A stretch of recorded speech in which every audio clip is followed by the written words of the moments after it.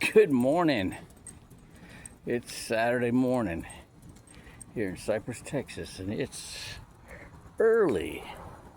I couldn't sleep, so like 4:30, I got up and did my run, and man, it was so cool. I used to get up like that all the time when I lived in McAllen, and because if I didn't run early, it was just too hot down there, and it was just nice running this morning.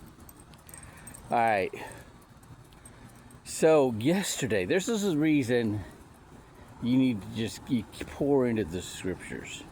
You just never get enough reading it one time or a couple times, or just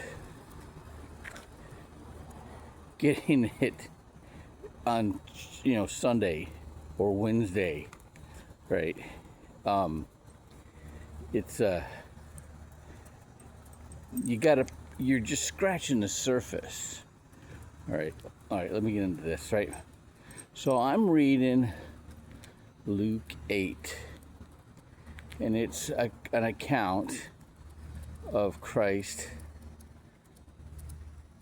exercising a guy that's full of the legion demons, and they recognize Christ, and they ask if they could be,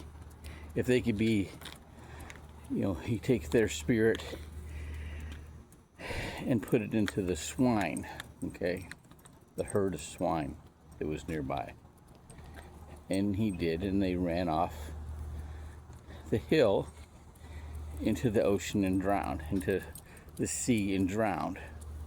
And then the people of the community asked Christ and his disciples to leave. So I've heard many,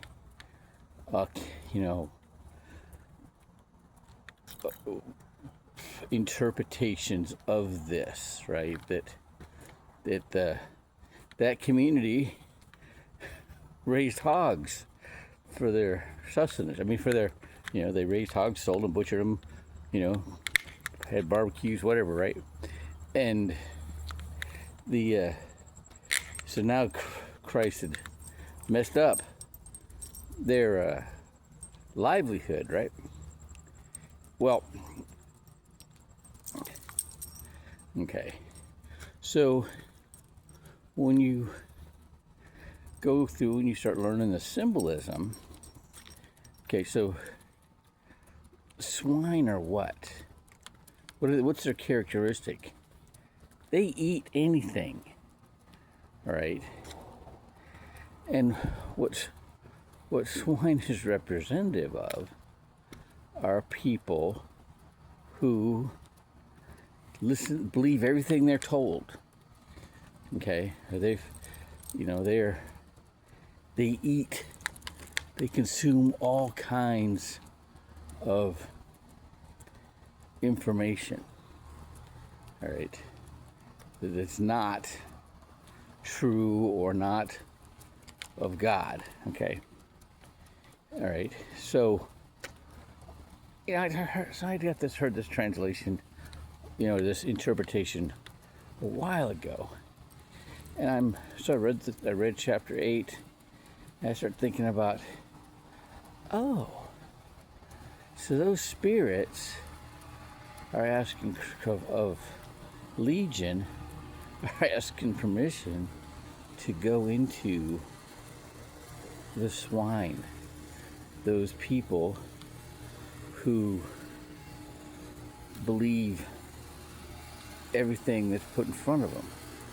Okay, and this is really interesting, because when I first came to know that God was real, I couldn't get enough. I dove into the scriptures. I read everything. So I bought this book called The History of God, and this was a former nun in the Catholic Church, and she explaining that Mohammed was a Catholic. His uncle was the Pope at the time. Crazy, huh? And they were trying to, what they wanted to do, what the Catholic Church wanted to do, was create the Arab Jesus. Okay? A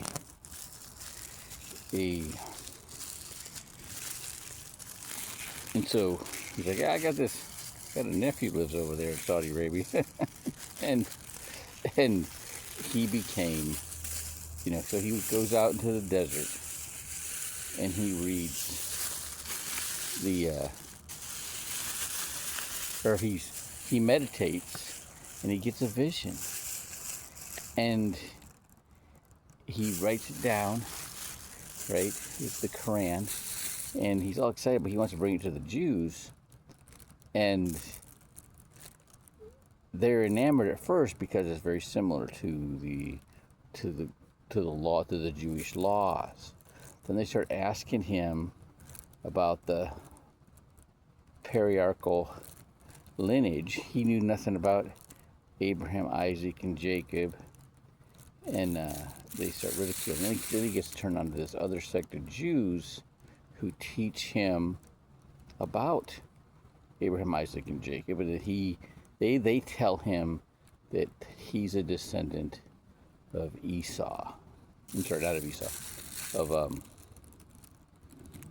He's a descendant of Ishmael, okay, the son of Isaac, right?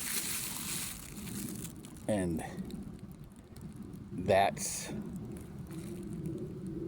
what they believe, right? And that's why they're, that's what. So, but then this lady, so I'm reading this book, and she says that she doesn't believe in Jesus. She calls it the myth of Christ, okay, and that she practices a form of Islam, Hindu, and Buddhism. If you know anybody, especially if they're Hindu, and you tell them that, they're like, that is impossible, because they hate the Muslims. It's like, it's a very conflicting ideology. All right, it's the swine. There you go.